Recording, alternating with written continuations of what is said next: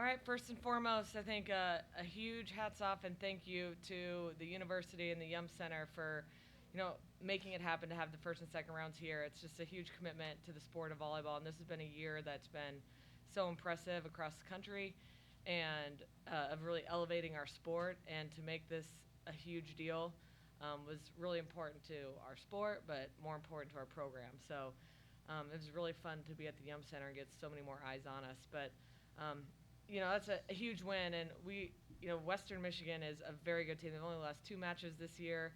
Their setter and libero could probably play anywhere in the country. So impressive. And so we are not taking this for granted, and we know how hard it is to make the Sweet 16. And we were saying in the locker room, there was a time not that many years ago that we were crying. We were so excited to finally make it back to the Sweet 16. So it's a huge deal. We're really proud, and we beat a really fantastic team tonight.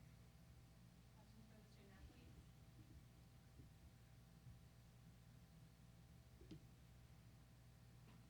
Reese, you've been really good spark off the bench as a freshman. Did you just wait for your turn, and how did it feel to be out there and feel like things were clicking for you?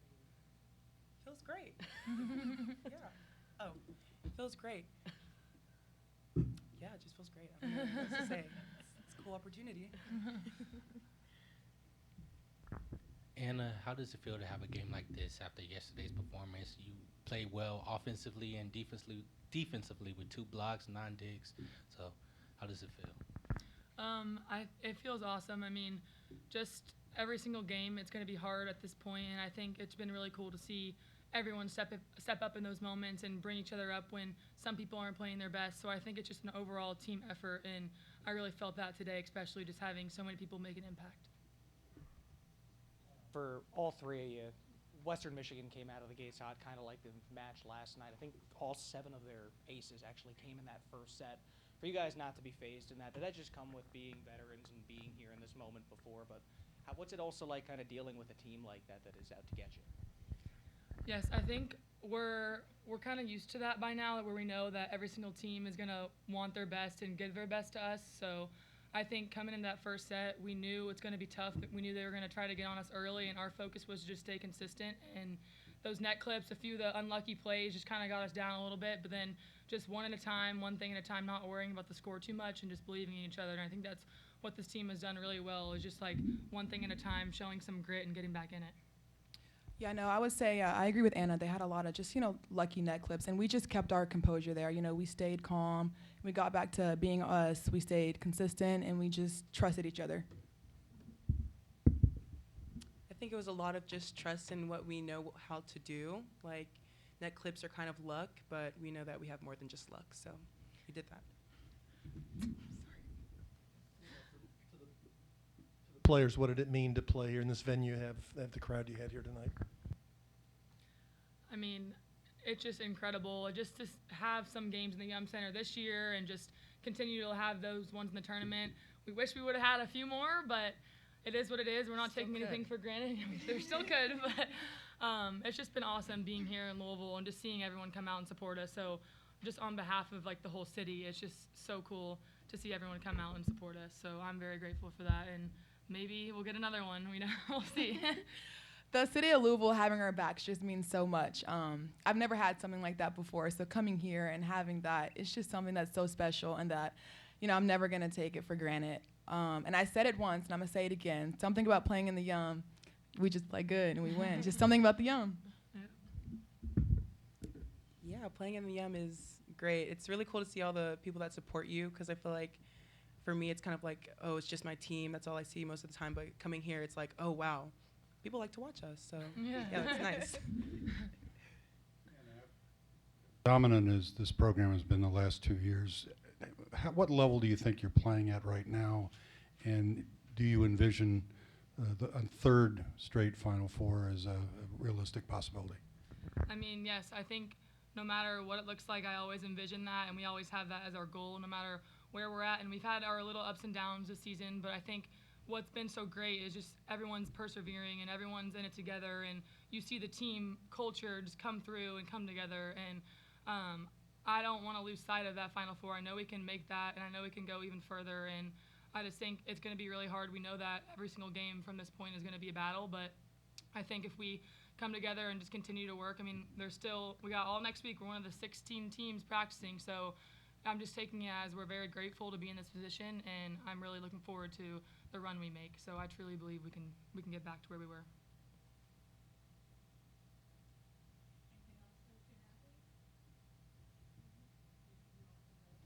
Anything else for the student athletes? Thank you. Good job, you. guys.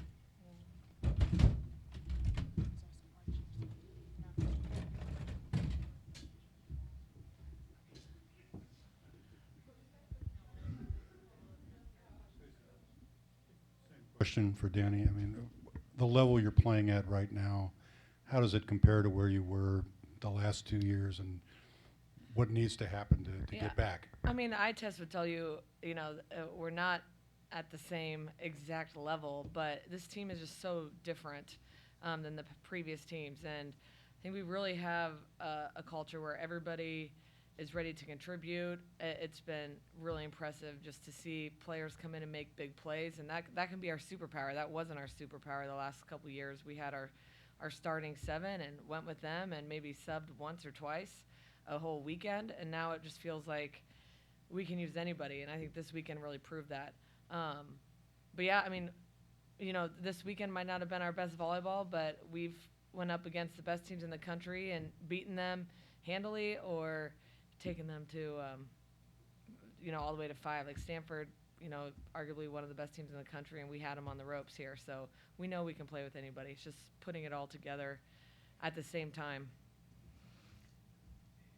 Last night you mentioned in the 4 years Anna's been here, you've never seen her play bad back-to-back games. So what was it like just to see not only Anna but the whole team kind of bounce back after what maybe wasn't your strongest performance last night? Yeah, I thought it was great. One of our goals was to be really balanced tonight and, make sure we weren't relying on just 1 or 2 players, and you see that in the stats. The stat line is really impressive tonight. And so, Anna's a rock. She studies our team, and when she's not maybe attacking well, she's doing things that aren't on the stat line at an extremely high level. So it's great to see her, finish up this season. And we got to assume that this will be our last game at home, and so it was really awesome for her to, go out this year and know she left her mark. Going back to the confidence and poise of this team that you've been talking about, from a coaching standpoint, what is it like kind of knowing that you aren't really going to have to run into an instance where you're going to have to build them back up and they'll just go out there and do what they do? Yeah, it gives us a lot of confidence as coaches, and you're not going into every practice or every game being like, how am I going to motivate this team, or how am I going to get them to play hard? I think that's another reason why we're so confident using subs and changing things up, because we can really focus on that as coaches. And it's funny, this is the first year in 7 years I've been here that we were switching where we start, and it's like that's just an indication of where I think this team can handle it mentally, and we can do some things like that as a coaching staff to try to win a point or 2. Do you guys watch the Pitt match tomorrow as a team, or how do you proceed tomorrow? No, I'm going to be watching the football game, but I'll watch the Pitt game after that. But we'll be rooting hard for USC, obviously. Normally we'd be rooting for our own conference, but, obviously if Pitt loses, the regional comes here, so that's huge motivation. But, I do want to see Pitt win. I'd love to, in the back of my head, I'd love to play them again. I want the ACC to continue to grow and be, considered the best conference in college volleyball, and it's on its way. So, in that regard, we need and want to root for Pitt, but it would be really fun to bring the regional back here. Kind of as a follow-up to that, can you give USC any guidance? Are you allowed to consult with them? We actually- not to invoke Jim Harbaugh, but Yeah. I mean, what are the ethics of that? Yeah, we are allowed, and a lot of coaches will do that. I personally would never do that against a conference opponent, even if it would mean getting the regional back. So I would never do that within our own conference. I think the math is right. You've won 11 of your last 13 NCAA tournament games, and just kind of maybe comment on where just the program as a whole, and how this year too may have differed from the last two, and just the difficulty of everybody you're going up against, knowing that. Yeah, like I said earlier, it's reflecting back on, when we beat Western Kentucky to go to the Sweet 16 in 2019, like Aiko was in tears. She couldn't believe we made it. And, now it's like an expectation. And so that's a whole different ball game. But it's special to think about all the work that's gone into it and the manpower behind, the program, not just the players and the coaches involved. So, pretty incredible to be sitting here and being like, well, we made another Sweet 16. You guys are expecting that, but pretty special. Have you coached a freshman like Reese before? Like in the first set, she had 2 big kills, and then in the third set, she had a key block that tied the match. So, I mean, Yeah, I think I've coached freshmen that are that clutch. Elena Scott was a starter her freshman year. DeBeer was in and out of the lineup her freshman year making plays like that. But I don't think I've ever coached, a personality like Reese before, and just somebody that is just a joy to be around and just brings that to the floor. And like I said last night, it was, you need that spark, and it just makes the game fun, and the team feeds off that. So, no, we're hoping she has a very, long, successful career here, and this is just the beginning.